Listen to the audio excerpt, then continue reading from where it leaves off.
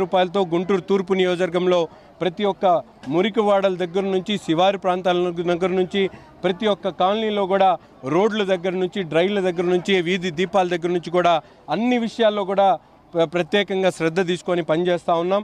తప్పకుండా ప్రజాక్షేత్రంలో ఎవరికి ఎటువంటి ఇబ్బంది వచ్చినా శాసనసభ్యుడిగా నేను అలాగే కూటమి నాయకత్వం యావత్తు కూడా ప్రజల దగ్గరకు వస్తాం, ప్రజాక్షేత్రంలో ఉంటాం, వారికి జవాబుదారీతనంగా పనిచేస్తామని చెప్పి ఈ సందర్భంగా తెలియజేస్తూ చంద్రబాబు నాయుడు గారి నాయకత్వం ద్వారానే ఈ రాష్ట్రాన్ని ముఖ్యమంత్రి సాధ్యమవుతుంది.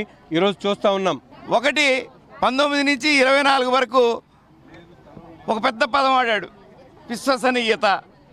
అసలు విశ్వసనీయతకే అర్థం తెలియకుండా ఈ పదం బాగుందని అది ఉపయోగించాడు, ప్రజల విశ్వాసాన్ని కోల్పోయాడు.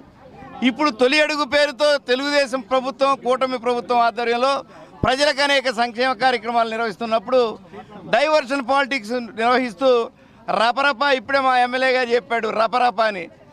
ఈ రపరపా అనే మాట మళ్ళీ ఎన్నికలు వచ్చిందాక వాడుతూనే ఉంటాడు.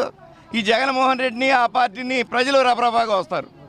కాబట్టి ప్రజలకు మేలు చేసేటటువంటి రాజకీయ పార్టీని సపోర్ట్ చేసే ఆలోచనలో